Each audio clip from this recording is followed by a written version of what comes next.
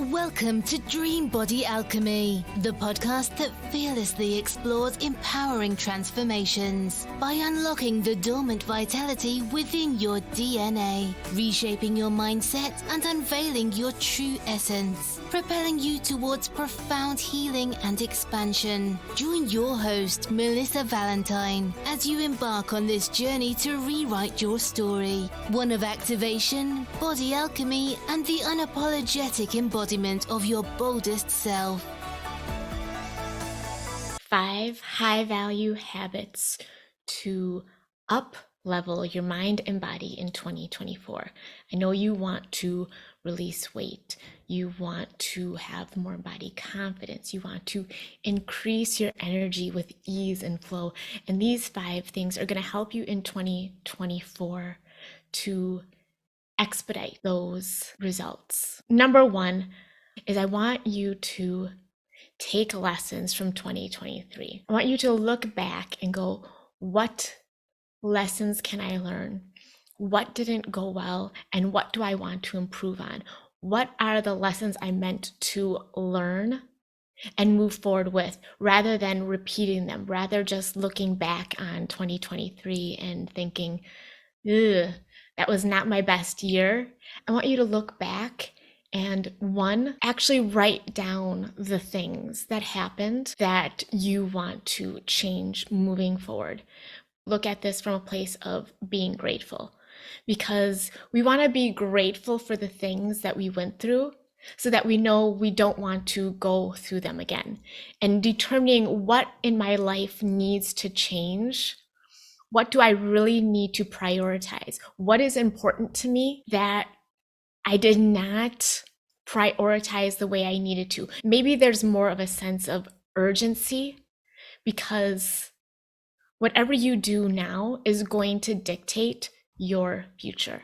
I invite you to grab a journal and take inventory, and then be grateful for the things that you've learned and that can help you become your highest version, your most embodied version, moving into 2024. And that brings us into number 2, the high value habit that you want to incorporate. And this would be embodiment. This is about who do you need to be and becoming that version of yourself. Not waiting, not going, over time I will become this version, or if I learn this new tool or this new skill. Embodiment is really about taking ownership of your avatar. How do you want to be seen? How do you want to move through this world? You actually have all the control over that. How you see yourself, how you label yourself, is how other people perceive you. And so when you think about that, you have all of the control in the world to change who you are. And the embodiment is all about being first. So a lot of us go through life with this mentality of, I'm going to do something, and then I am going to have something, and then I'm going to be something. If we take health and fitness, people are like, I'm going to work out, I'm going to have fitness, and then I'm going to be confident, or I'm going to be sexy, or I'm going to be vibrant. That is actually the longer way to do it. And what I would recommend is be that version first. So be the version, be the person that would work out every day. Be the person that would be fit. Be the person who is confident. Put on that character, that costume, that become that avatar, as if you were playing a character in a movie. And then watch everything begin to manifest. So embody the version you want to be. Become the person. Don't wait for other people's permission. Don't wait to have the reality shown to you. Don't wait till you have the body. Don't wait till you have the house or have the job. Be that version. Show up to each and every day, every morning as that version. A great way to do that is something as simple as journaling. If you wanted to be this version of yourself, how would you feel? Write that down and practice feeling that way, practice showing up that way. What kind of disposition would that person have? How would that person walk into a room, move? How would that person carry themselves? How would that person feel? Would they be excited? Would they be adventurous? Would they be sensual? Would they be in touch with their powerful side? Whatever that is for you. But actually sit down. As you've noticed, a lot of my habits and tips are revolving around writing, but there is something that happens when you actually write it down and how that interplay is with your mind and activating it.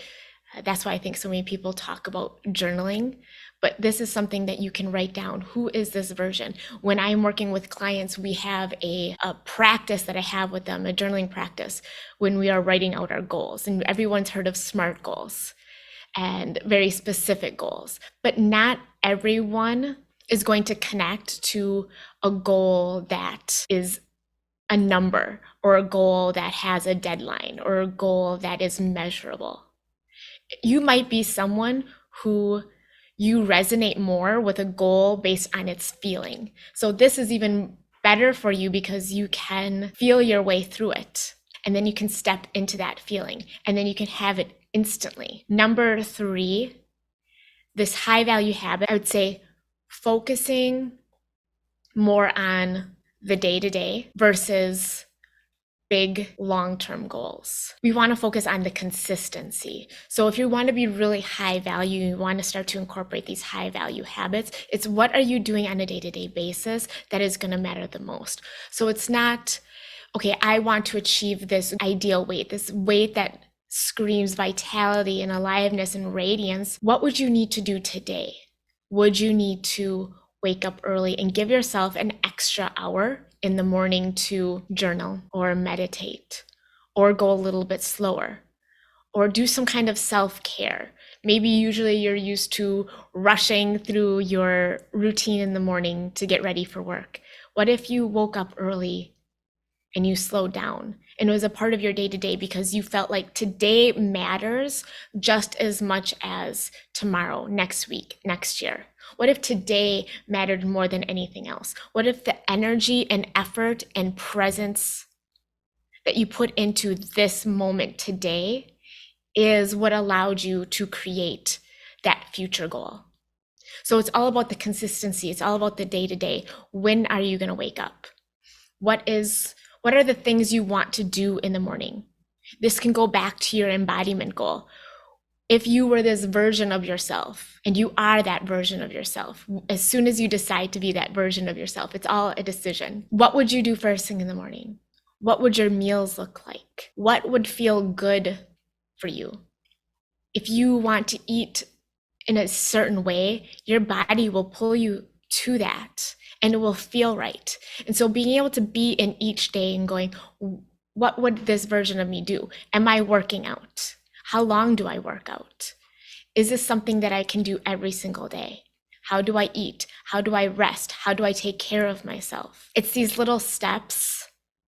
It's these day-to-day actions, not the big actions as much. So if we're thinking about long-term goals, it's not packing in as much as you can do right now so that you have that major goal. It is, what is the long-term goal and what do I need to do every day to be consistent? And a lot of times it's the small little things that we prioritize, that we don't skip over. Because that's one thing that a lot of us tend to do, and they tend to be something called hinging points that I talk about in my program, The Aligned Body Awakening, is hinging points. And each of us has 2 or 3 things that everything else hinges upon. Our motivation, whether we feel like a hot mess or we feel like success, whether we feel put together or whether we feel like we're falling apart, whether we feel like we're on the cusp of a breakthrough or we are suffering with burnout, is these hinging points, these 2 or 3 things that everything else hinges upon. So it could be for you, and it's different for everyone, it could be for you as simple as eating consistently at consistent times. For someone else, that is not it. And if they try to do that, it will feel controlling, it'll feel restrictive. For someone, it might be being able to have that flexibility throughout their day. They don't want to have someone telling them what to do, when to do it, having timelines. They thrive on being able to go with what feels right in the moment. Where are they inspired to take that action? That might be a hinging point. For some people, a hinging point is they need to feel like their life is put together. They need to be put together. They need to do their hair. They need to do their makeup. They need to just have a certain amount of effort that's put into their appearance. And when they do that, then they eat healthy and they exercise and they show up, and their energy is reflective of the time and energy they put into themselves.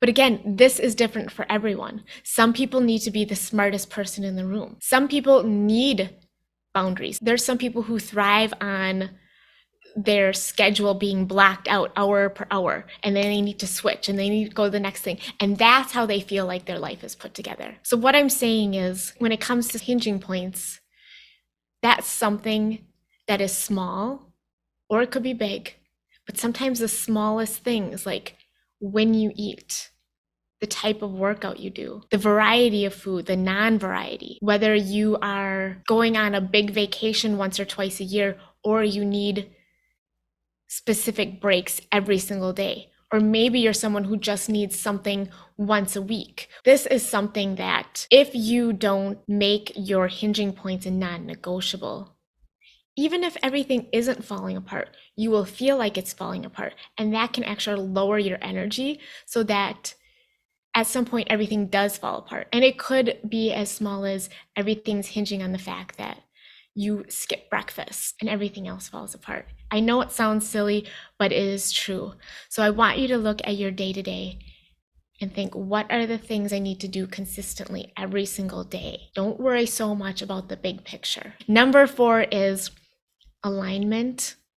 Take a look at your life. Take inventory of how you feel in each moment and the things you choose to pursue. Because when it comes to alignment, it's all about congruency between elements.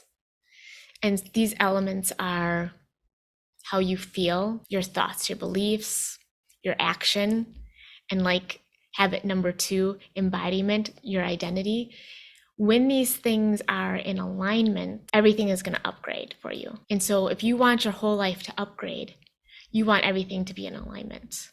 Because when everything is in alignment, things flow. There's not as much resistance. And if I were to take one element out, because I want you to have a tangible habit to incorporate into your life when you walk away from this podcast, is feeling. And what I mean by feeling is, in each moment, how do you feel? How do you feel about what you're doing right now? How do you feel about the things that you have agreed to do? Feeling as in, are you feeling like it's a hell yes? Are you dreading something? Are you feeling that there's things that sap your energy, that pull energy away from you? More likely than not, when you have these feelings, it means it's not in alignment with your soul. It's not in alignment with your soul's purpose. Now, there might be things right now that you have to do that are not in alignment, and you just, Mel, I need to pay my bills, so I have to do this, or I have to eat this way because I need to get my health in check. I will not say just throw everything out the window, especially if you don't have guidance, if you don't have support and accountability. Sometimes we have to do things that we need to do in the moment just to get by. But I want you to take this into consideration. I want you to mull this over and start to incorporate this idea into your everyday and test it. Test this idea that before you take action on anything, before you say yes to anything, before you add any more activities or agreements, sit with them for a moment and see how they feel. Because you could be doing something that you normally love and you have so much passion for, and you're just like, I can't wait to do it. But if you're so far out of alignment, everything is going to be difficult.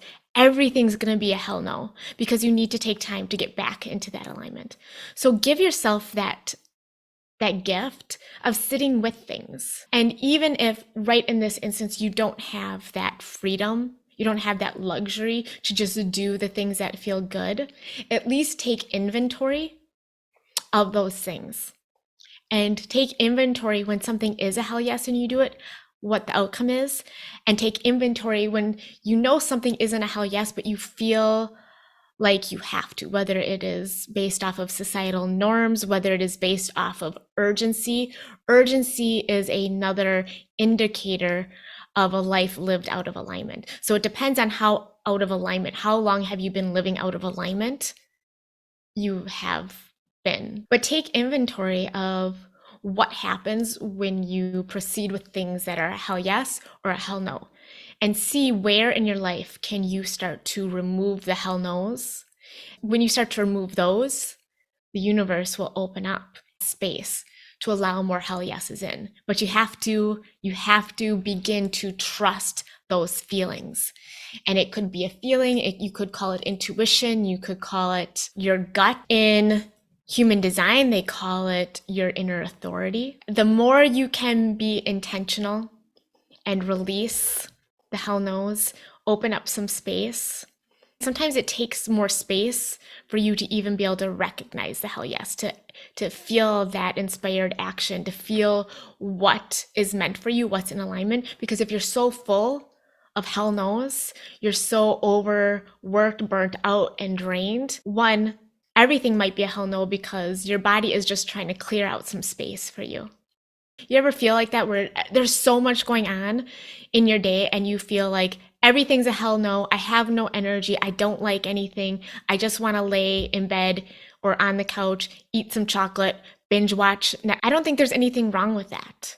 I honestly believe that is your body, the universe, God, your intuition, your inner knowing saying you need to pause. You need to rest. You need to just take some space. And I think that is all right. I think that is a sign that you have so much overload that you need to open up that space. And you might find that next day, after doing absolutely nothing, being absolutely useless, which is not useless, because giving yourself space to decompress when you've been piling on too much that is not in alignment with you, that is not lazy. That is necessity. That is self-love. Now, if you're in that place every day, day after day, week after week, month after month, that is not self-love. That is more of a depressive place where then you need to start to look at your energy levels, because you're down here and you need to at least get angry. You need to at least get frustrated with your situation. You need to at least come back up to a place where you have enough energy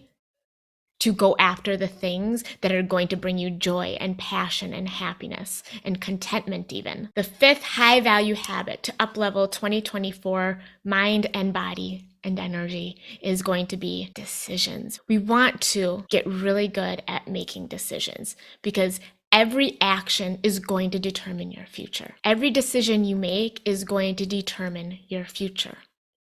And if you are stuck in some kind of holding pattern, you need to get better at making decisions, intentional decisions, decisions that are in aligned with your values. And if you don't know what your values are, you want to get very clear on that. In 2024, your decisions are going to hold more urgency. They're going to hold more importance. They're going to be more potent. I want you to get hyper focused on your decision-making abilities. And the best way to do that is to determine your values. Get out that notebook. This is a really good time to get out a notebook. It's January. People are doing their resolutions. This doesn't need to be a resolution, but you do want clarity. Most people think they need motivation. They just need clarity. Get out and go, what are your values? What do you value the most? Do you value your health? Do you value adventure?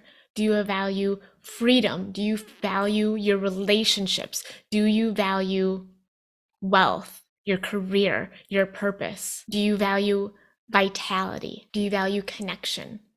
There's so many things you can value, but what I would invite you to do is sit down and write, what do you value most? And then begin to make your decisions very intentionally around what you value.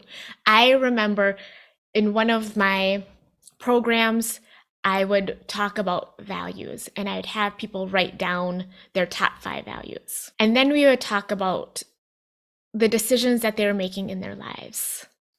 And you would be surprised, or maybe you wouldn't be surprised, but their decisions were not in alignment with their values. And this is what brings more unfulfillment. You want to get crystal clear on what your values are. And you can see this in different ways. I'm not going to tell you how to see it. You could see your values as in more tangible things like people and career and hobbies. You could have your values set more on feelings. How do you want to feel? It depends on the person who is doing this exercise. But write down what those values are, the top 5, the top 10, and then begin to cross-reference the decisions you are making in your life, and are they aligning with your actual values? And the more they align with your actual values, the more fulfilled you will be, the happier you will be, the more in alignment you'll be, the more flow you'll find, the healthier you will be. Because even if these aren't your biggest values, if you are happy, if you are fulfilled, if you aren't filling a void because you're not actually going towards your values, you will be healthier. You will make better health decisions. So decisions, more than any other year, 2024, they are going to be potent. They're going to be what you need to get out of these holding patterns, whether you're in a holding pattern around your weight, around your confidence. Make decisions that align with your values and be very, very intentional. Again, we talked about the 5 high value habits that you want to incorporate for mind and body upleveling in 2024. We want to look at 2023, be grateful for the lessons, but also learn the lessons. What do you need to change in 2024? Embodiment, who do you need to be? Step into that. Don't wait to create something so that you have a reason to. You don't need to show any receipts. Just step into that version. Number 3, day to day. What is going to be the most important? What are your hinging points? What are the actions day to day to do consistently that are going to get you to where you want to be? But it's got to be day to day. We're not focusing on a year from now and trying to get there. We're going, what can I do right now? These habits. The next podcast is actually going to be 10 daily weight loss habits that will help you lose 30 pounds. So if you want some ideas what those habits could be, tune in next Wednesday. Alignment. So again, aligning your feelings. What's a hell yes? What's a hell no? Get rid of more no's, make room for more yeses. And you will find more alignment, more ease, more flow, more everything. All of these things are interconnected. And then obviously decisions. Getting out of these holding patterns, realizing that your actions, your decisions that you take now are going to dictate your future, and it is going to be so potent in 2024. So write down your values. If you are looking to reach your goals in 2024 in mind, body, energy, emotion, releasing limiting beliefs, overcoming self-sabotaging patterns, stepping into that new identity. If you want to learn how to do that, I have some very high level programs that you can be a part of, and I will link those options down below. I also have the free Aligned Body Breakthrough, including everything you need to align your mind, your body, your energy, your wealth, your health for 2024. I hope you guys have a great day, and I will see you guys next Wednesday. Love you.